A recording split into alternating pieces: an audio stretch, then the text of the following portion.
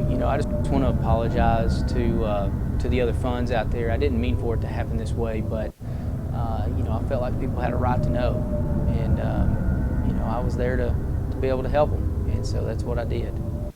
I'm not exactly sure why I did it, but to me it was really all about the money. The money. Hi, my name is Will Morris. I'm 34, and yes, I am a private equity fund manager. No, I did not get hired by one of these top firms. I didn't get a leg up at Wall Street. I was raised in a small town, eastern Kentucky, on a tobacco farm. So I started my own private equity fund. And when I was in the intro there, when I wasn't really kidding when I said it was all about the money. For me, it really truly was about the money. And the reason why is just because I'd never really had any money around me. I never was really around money. I didn't come from money. My family didn't have money.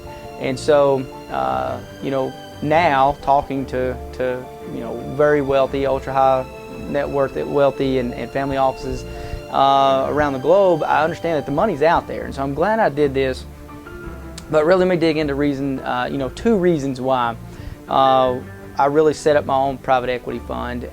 First is that I started out as a syndicator. Syndication means basically you're pulling the resources together to take down a deal that typically is too big, too large for you to be able to do. And the second reason is, I got tired of basically helping everybody else. Me, whether I was pulling capital together, bringing a deal together, I was always a piece of the puzzle. It seemed like I never had full control of the deal, right? So I could bring capital to it and bring capital to the deal or bring a deal to somebody, and for some reason they can't get it across the finish line. Well, guess what? I don't get paid. And so for those two reasons, really is for more control and also so I could, basically raising my own capital for my own deals.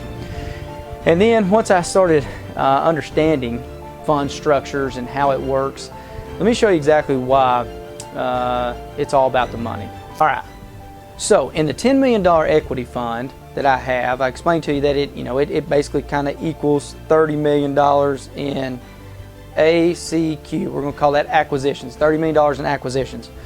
Now, the two ways that you can really get paid in this, one way is on the manager side as a manager, and the other side is on the general partner side. Okay, so I'm going to run down these real quick.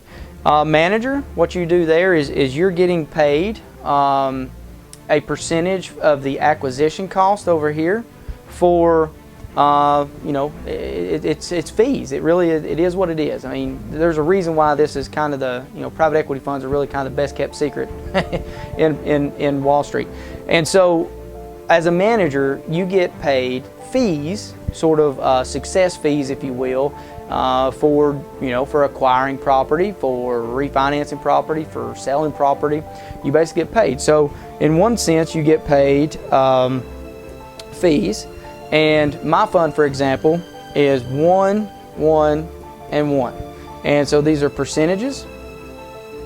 And what that means is that I get a 1% acquisition fee. Remember the $30 million? And it's based off the total acquisition up here. So that's $30 million. So this will be, 1% of $30 million is $300K. So I get $300K as soon as I spend this money. I get $300K a year in asset management fees, and then of course I get $300K a year or in disposition. So disposition means sale. Okay, so this is on the sale, this is on the acquiring, and like I said, I'm just running over this real vaguely here. I want to show you the multiple ways of getting paid and why you need to set up your own private equity fund, right? And I mean, if you've been thinking about this, I encourage you to jump on a call and learn some more about how I can help you with this. And so the first way you can get paid is through management fees. Again, it's 1%. This is my way mine's structured. 1, 1, and 1, 1% acquisition of the $30 million, 1% management fee of the $30 million, and that's yearly, and then 1% of the disposition of the $30 million. And of course, disposition means the sale, right? And so then the second way to get paid, and I'm gonna leave this here at 1% and 1%. And so the second way is not really getting paid directly, but it's getting paid for. And that's through what they call working capital fund expenses, stuff like that. And what that's for is, just to name a few, is legal, travel, hotel stays, going to the properties and having to visit them, the time, property managers bringing them out, paying for their expenses. So working capital is really the expenses that is acquired on the $10 million. In order to spend $10 million, it takes money, right? I mean, you got to go look at the properties to do proper due diligence, to do exactly what these investors are paying you for, is basically to do your job. But the working capital is all expenses, and it all gets rolled back into the fund.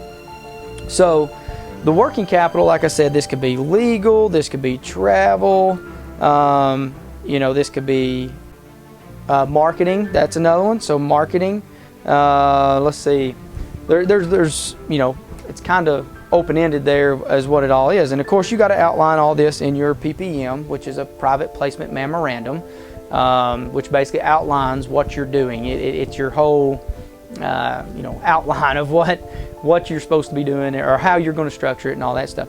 So really, that's one way that you get paid. One is on the fees. Two is working capital, which is kind of, I'm going to say this is expenses, is what I'm going to put. Expense. And that way you understand that that's expenses. It's not really getting directly paid, but you do get a lot of your expenses paid for. And then on the other side is the GP, okay? And that stands for General Partnership.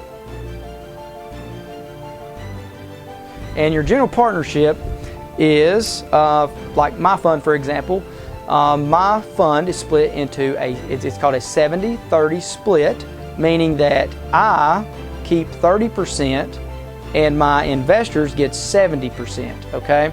The 30% that I keep is called general partnership. That's sort of my sweat equity, if you will, that I get out of the deals for putting it together, for finding the deals, for doing all that stuff, right? I get a 30% split of the deals.